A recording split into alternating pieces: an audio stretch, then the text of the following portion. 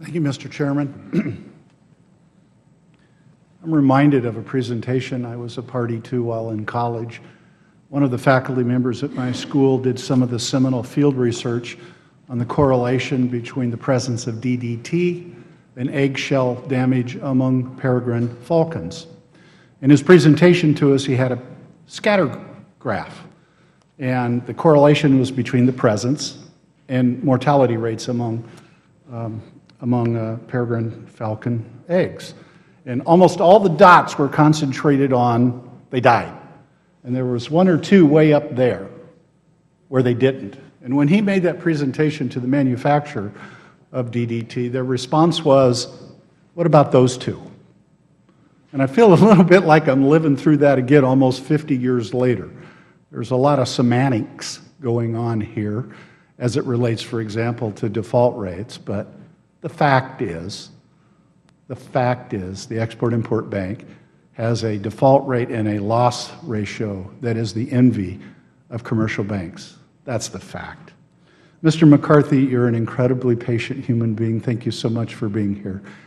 I want to make sure I understood you correctly. Is it accurate and fair for me to infer from your remarks, both in opening statement and answers to questions, that your opinion is the Export-Import Bank has made a good faith and reasonable effort to embrace and implement the recommendations you have made?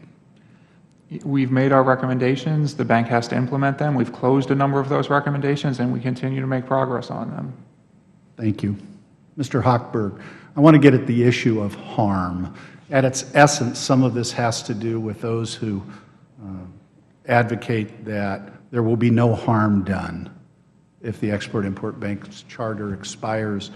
I happen to share the concerns and worries of Speaker Boehner, who said he believes there will be lots of job loss if that happens. I'm beginning to believe that the opponents are beginning to worry about that as well, insofar as they're wish casting, my new favorite word, that the private sector will step in. Let's break that down. First, for small businesses, I think often overlooked is the fact that a preponderance of the transactions aren't direct loans, but loan guarantees, revolving lines of credit, and what I call accounts receivable insurance.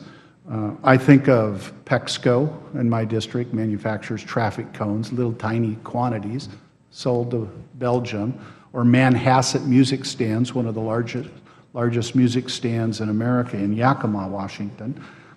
Is there any evidence to suggest that there's any place within the commercial sector where a bank would step in and guarantee such small amounts of exports, even though those exports, for example, in Manhasset's case, I believe constitute over 30% of its business? Is there any evidence to that effect, Mr. Hochberg?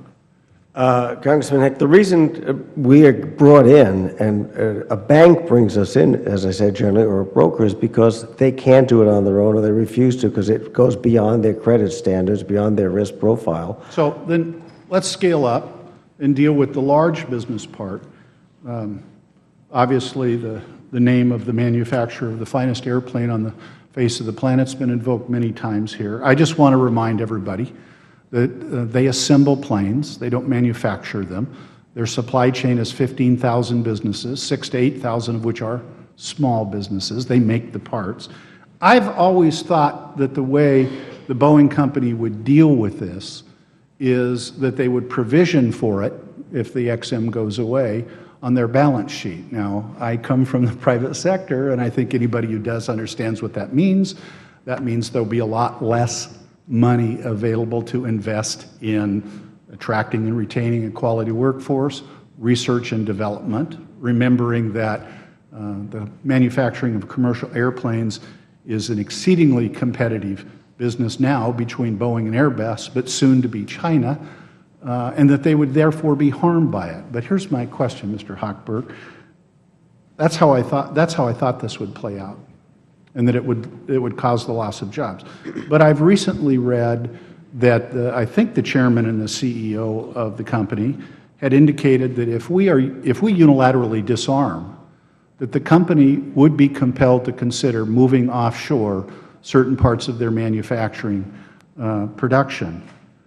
Do you find that to be a plausible response to our shutting of your bank? And if so, what would the damage be to the manufacturing sector in America? Sorry, without question, that's a very real possibility, and certainly with the company you mentioned, Boeing, but many others, GE, that have facilities all over the world could very easily begin to offshore their work permanently.